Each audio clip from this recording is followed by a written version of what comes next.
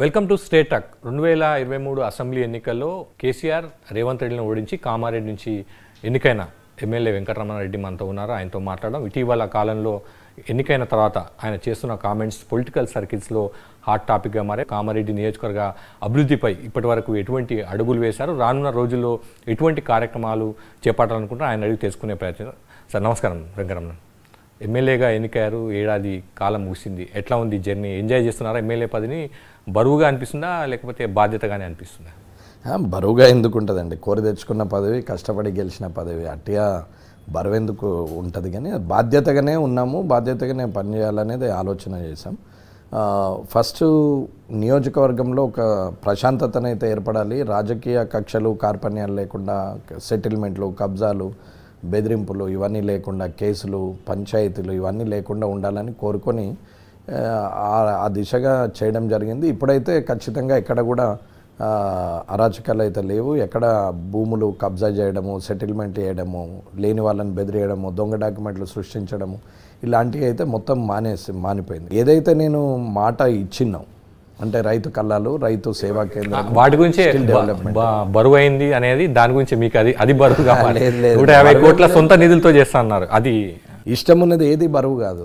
మనస్ఫూర్తిగా మాట్లాడిన మాట ఏది బరువు కాదు. ఇష్టమున్న పని ఏది బరువు కాదు. ఆలోచన విధానము నాకు కావాలి అనుకున్నప్పుడు రాకపోతే అసంతృప్తి, నేను ఇవ్వాలని అనుకున్నప్పుడు అది అసంతృప్తి అని లేదు. రాజకీయ నాయకుడిగా ఉండకూడదు, ప్రజానాయకుడిగా ఉండాలా, నియోజకవర్గాలన్నీ మారాలా. రానున్న భవిష్యత్తులో ఏది సబ్జెక్ట్ తీసుకుంటామంటే నేను సాఫ్ట్వేర్ అనో లేకపోతే డాక్టర్ అనో ఇంజనీర్ అనో అట్లా అనే కన్నా నేను పొలిటీషియన్ అవుతా, పబ్లిక్ సర్వీస్ చేస్తా, నేను సోషల్ సర్వీస్ చేస్తా అనే ఒక ఆలోచన యంగ్ జనరేషన్లో రావాలనేది నా కాన్సెప్ట్. దానికి నాకు 25 ఏళ్ళ ప్రయాణం పట్టింది. లేకుంటే నేను అనుకుంటే రాజశేఖర రెడ్డి గారు ఉన్నప్పుడు 2004లోనే నేను ఛాన్స్ వచ్చేసింది. 2009లో అయ్యేవాడిని.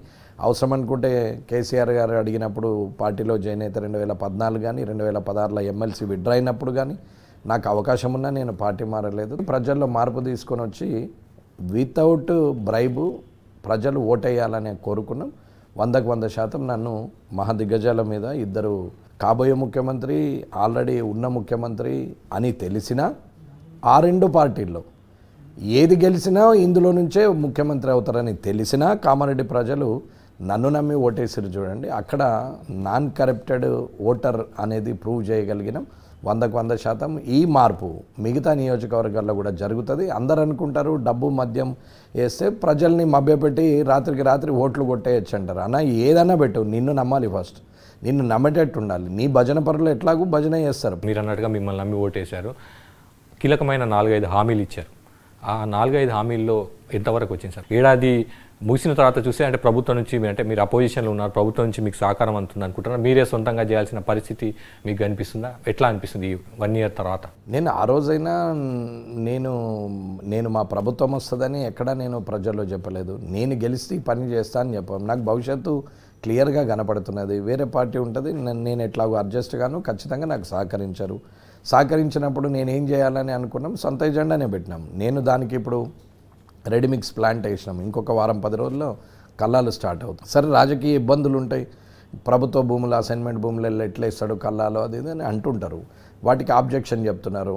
అసైన్డ్ భూములలో కల్లాలు వేస్తే ప్రజలకు ఉపయోగపడుతుంది, కానీ కరెంట్ కనెక్షన్ కావాలంటే దానికి అలాట్మెంట్ ఉండాలని ఎలక్ట్రిసిటీ వాళ్ళు అంటున్నారు.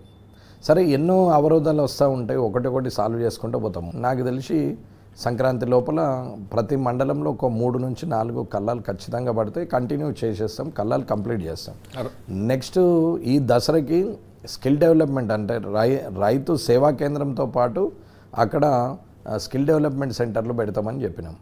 సో ఈ దసరాకి ఆ ఊర్లో చదువుకొని కష్టపడి ఆ స్కూల్లో చదువుకొని ఆ ఊర్లోనే పుట్టి పెరిగినటువంటి వ్యక్తులు విదేశాల్లో ఉన్నారు, ఎన్ఆర్ఐలుగా ఉన్నారు, సాఫ్ట్వేర్ ఇంజనీర్లుగా ఉన్నారు, మంచి ప్యాకేజ్తో ఉన్న వాళ్ళు ఉన్నారు.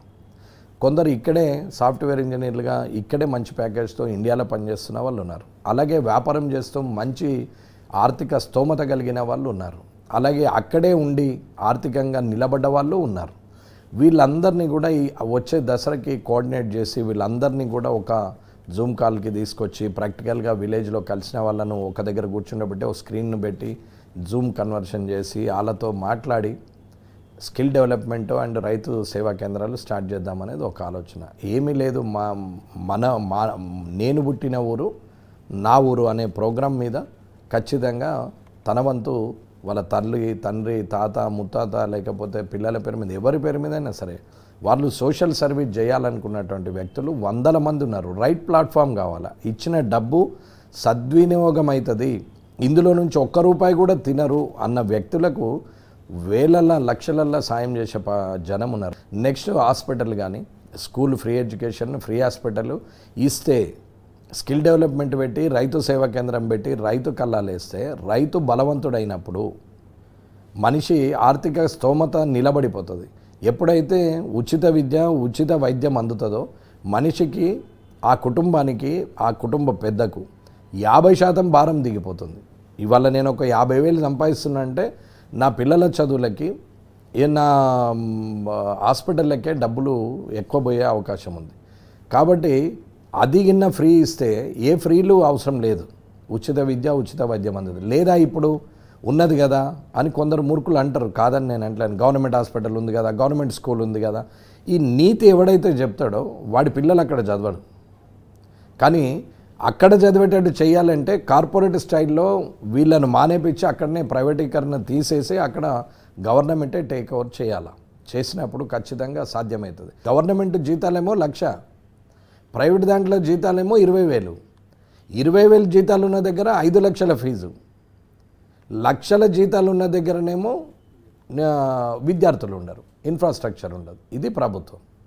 ఇది మార్చిన రోజు ఖచ్చితంగా గవర్నమెంట్ స్కూల్లో మార్పులు వస్తాయి. స్కిల్ డెవలప్మెంట్ ఉంది, ఆడపిల్ల ఉంది, దురదృష్టం ఆమెకు అదృష్టం లేదు, భర్త చనిపోయాడు, 2 పిల్లలు ఉన్నారు, వీడో పెన్షన్ ఇస్తారు.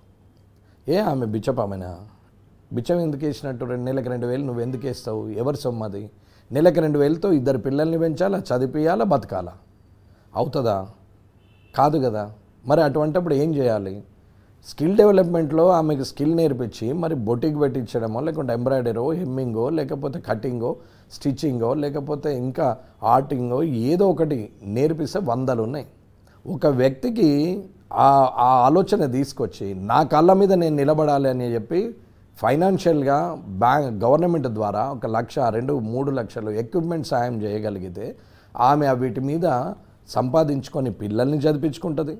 ఎట్లాగో గవర్నమెంట్ స్కూల్ ఉంటుంది కాబట్టి, హాస్పిటల్ ఉంది గవర్నమెంట్దే ఉంటుంది కాబట్టి, భోజనానికి ఇబ్బంది లేదు, సంపాదిస్తున్నది కాబట్టి ఇంకా 10 మందికి జీతాలు ఇవ్వగలుగుతుంది, ఉపాధి ఇవ్వగలుగుతుంది. ఇది ఆలోచించాలా. మనిషి తాను కష్టపడి ఇంకా 10 మందికి ఉద్యోగం ఇచ్చే స్థాయికి నిలబెట్టే పరిస్థితి తీసుకురావాలా. అంతే తప్ప ఉచితాలు అలవాటు చేసేసి మనుషులను పూర్తిగా వైన్ షాప్ల చుట్టూ తిప్పేస్తూ ఉంటే అది తప్పు అని అంటున్నాం. మహిళలు ఉన్నారు, ఇప్పుడు ఉచిత బస్సు ఇచ్చారు, తప్పని నేను అనట్లేదు, మహిళలకు ఇవ్వచ్చు. మహాలక్ష్మి దాంట్లో బస్సులు పెట్టారు. ఎప్పుడు ఇవ్వాలి? సరే, సపోజ్ ఊర్లలో ఉన్న ఒక వ్యక్తి హైదరాబాద్ చుట్టూరా ఉన్నటువంటిది కావచ్చు, మున్సిపాలిటీస్ కానీ టౌన్స్ కానీ ఎక్కడైనా ఉన్నటువంటి ఒక 20 కిలోమీటర్లు 30 కిలోమీటర్ల దూరం ఉన్నటువంటి ఒక మహిళ ఊర్లలో పని సరిపోతలేదు, దొరకట్లేదు, రోజువారీ కూలిపోయినా సరిపోతలేదు అనుకోండి, హౌస్ మేడ్ కావాలి, వంట మనిషి పని మనిషి కావాలి అని అనుకున్నప్పుడు కామన్గా పట్టణాలకు రావాల్సి వస్తుంది. ఎప్పుడు రావాలి?